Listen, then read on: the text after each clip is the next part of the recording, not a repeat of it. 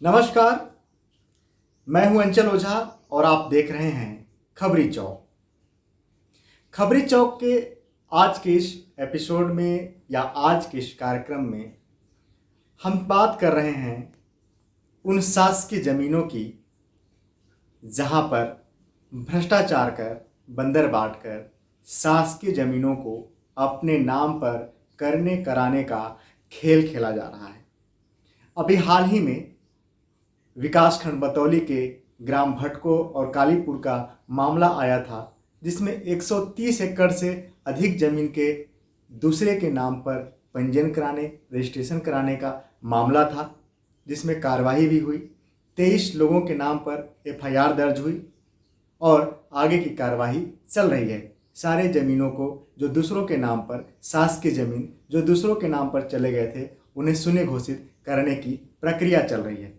लेकिन अभी पिछले ही एक न्यूज में हमने दिखाया था कि सीतापुर व मैनपाट क्षेत्र में यदि हर ग्राम पंचायत में ऐसे ही पूरी जांच कराई जाए तो हजारों एकड़ की ज़मीन ऐसी मिलेगी जहां पर कि शासकीय ज़मीनों को कब्जा कर लिया गया है। हमने मैनपाट के कई ग्रामों का जिक्र भी किया था और कहा था कि यदि इन ग्रामों में जांच कराई जाएगी तो वन भूमि पट्टा के नाम पर नए काबिज, नए लोग जमीनों पर कब्जा कर रहे हैं और जो पुराने लोग हैं, जो पैतृक समय से जमीनों पर काबिज हैं, उन्हें न तो वन भूमि का पट्टा मिल रहा है, न उन्हें वन अधिकार पत्र मिल रहा है, बल्कि जो नए लोग हैं, जो काबिज भी नहीं हैं, ऐसे लोगों के नाम पर वन अधिकार पत्र कैसे बन जा रहा है, यह भी एक जांच का विषय है। बल्कि ऐसे मामलों में शासकीय अधिकारी, प्रशासनिक अधिकारी, वन विभाग के अधिकारी सभी की भूमिका संदिग्ध प्रतीत होती है।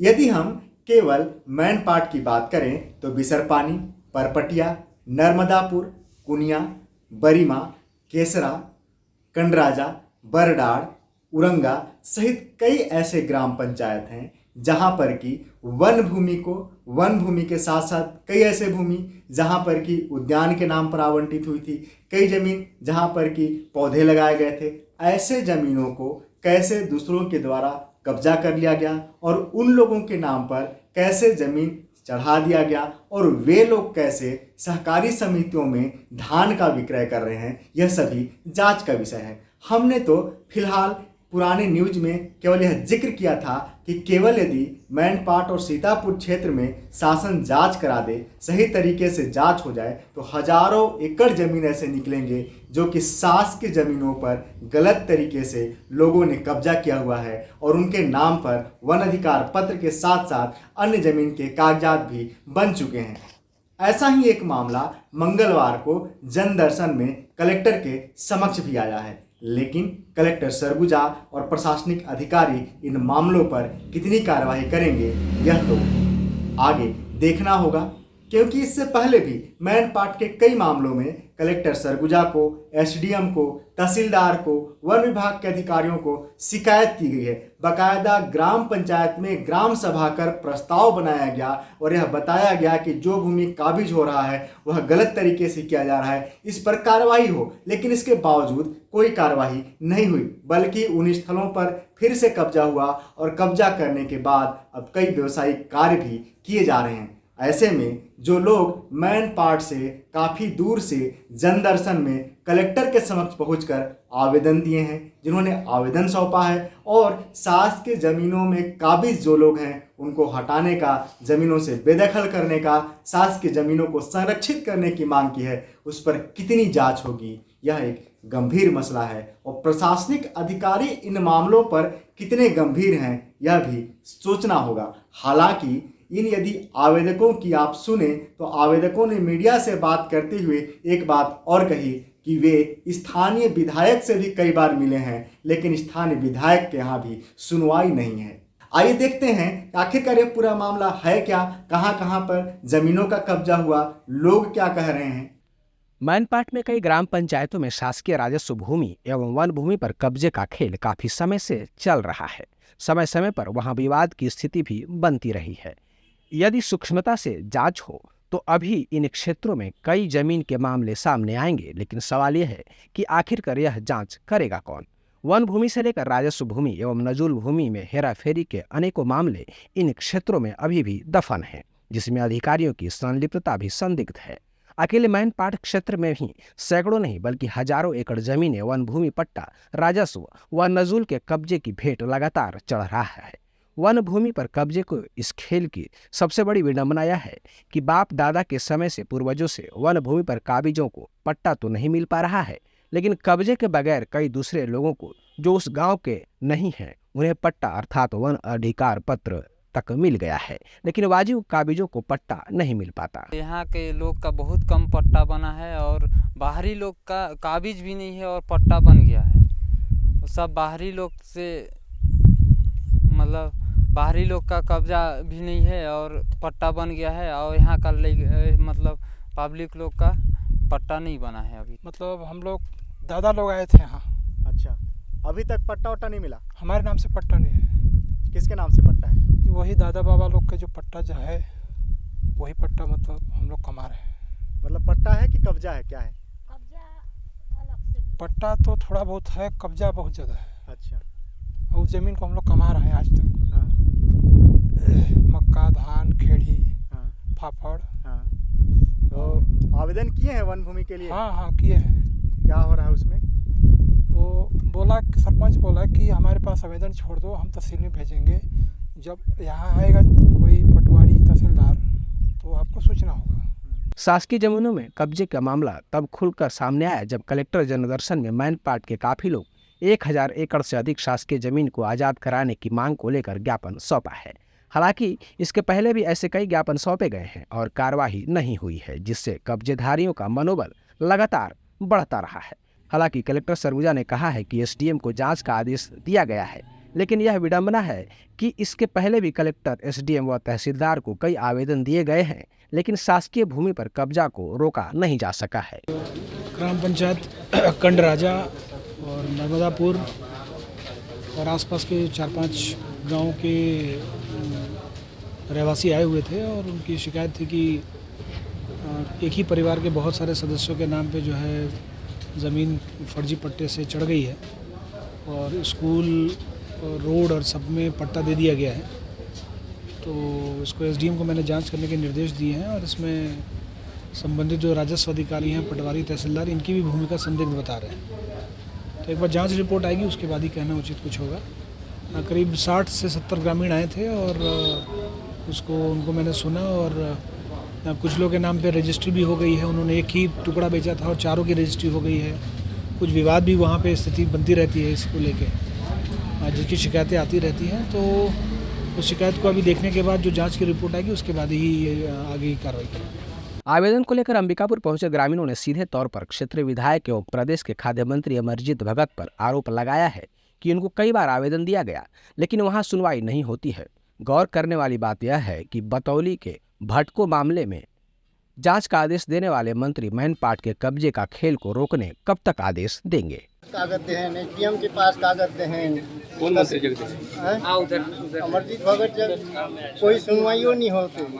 तो कौन बना ली से पट्टा, कहाँ के, कितना जमीन में बनाई? नर्मदापुर के आदमी हैं, हमारे ग्राम उरंगा के सरहद में पट्टा बनवाए। कौन सा गाँव है? यादव हैं। हाँ, तो सब यादव बने ना। हाँ, तो का लगा था कौन सहयोग करी, कौन में मिली भगत हुई है? इन्हीं भगत वही सब वही पटवारी मन संग। अच्छा, और विभाग भी मिली, सब तो वन विभाग में के कागज हैं, तो वन विभाग भी नहीं कुछ चीज करे, सुनाई करे ना कुछ करे। हो क्या चाहता था? हमन पट्टा निरस्त करवाना चाहता है। टोटल कितना जन है? तीनों पंचायत की मिला के कितना जन हुई? तीनों मिलाए पंचायत मिला करके लगभग 1,500-2 हजार से कम पट्टा नहीं हुई। और कितना जमीन हुई जब बनी से? 1000 जमीन का। 1000 का। हाँ, सब हुई तब तो हम निरीक्षण करते हैं, ध्यान देते हैं। एकर विधानसभा है अमरजीत भगत के। कलेक्टोरेट पहुंचे ग्रामीणों ने बिसरा पानी, परपटिया, नर्मदापुर, कुनिया, बरीमा, केसरा, बारडाढ़, कंडराजा, उरंगा सहित कई ग्रामों में 1000 एकड़ से अधिक शासकीय जमीन पर कब्जे का आरोप लगाया है।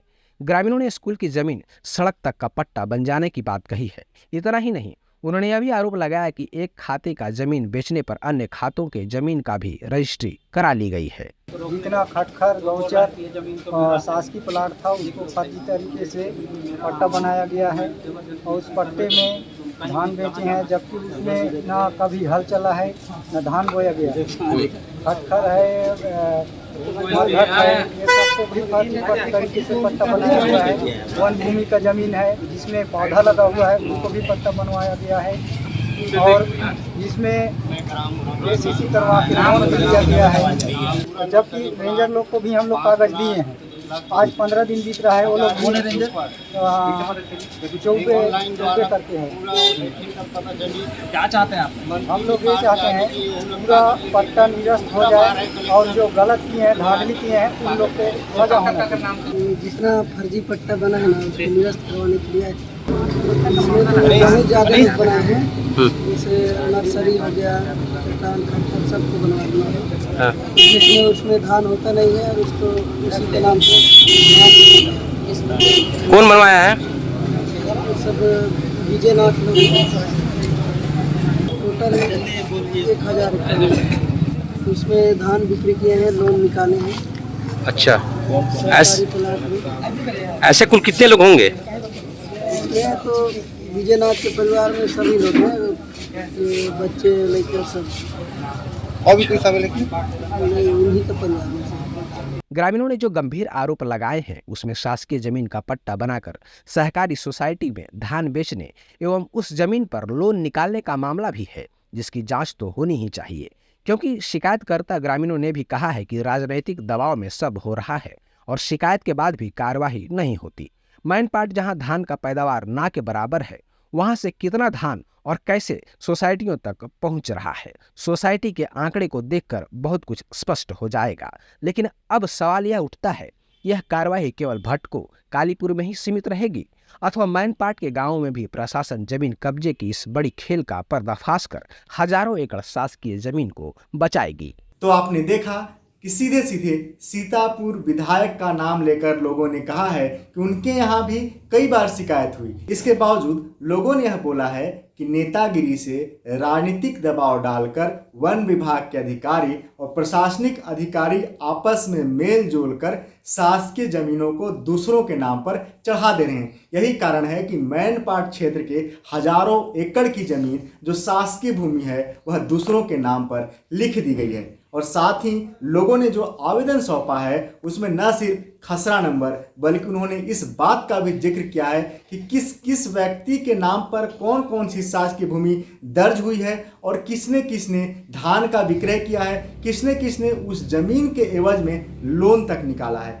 अब देखना यह होगा कि सरगुजा जिला प्रशासन खासकर कलेक्टर सरगुजा क्या एक्शन लेते हैं। क्या मैनपाट में जिस तरीके से ज़मीनों को साफ कर, जिस तरीके से जंगलों को साफ कर आग लगाकर सीधे सीधे ज़मीन पर कब्जे का खेल चल रहा है और वहाँ के अधिकारी, वहाँ पर काम करने वाले ज़मीनी स्तर के अधिकारी जो ज़मीनों को दूसरों के नाम पर दर्ज करा रहे हैं, उन पर क्या कार्रवाई होगी? क्या शासकीय ज़मीनों पर जो लोग आज काबिज हैं उन्हें बेदखल किया जाएगा या फिर यह मांग ऐसे ही जैसे सालों से होती रह रही है, क्या ऐसे ही लोग आवेदन देते रहेंगे और उन पर कोई सुनवाई नहीं होगी? अब तो जिस तरीके से बतौली के मामले में, भटको और कालीपुर के मामले में कार्रवाई हुई है, जिस तरीके से क्षेत्र के विधायक और प्रदेश में खाद्य मंत्री अमरजीत भगत ने जांच का आदेश दिया था, क्या वे मैनपाट के मामले में जांच का आदेश देंगे या नहीं, यह भी देखने वाली बात होगी। फिलहाल हमें दीजिए इजाज़त, हम फिर से आएंगे और मैनपाट के कई अन्य ज़मीन के मामलों पर फिर से हम आपको दिखाएंगे ऐसी ही कुछ स्टोरी। तब तक दीजिए इजाज़त, नमस्कार। आप देखते रहिए खबरी चौक।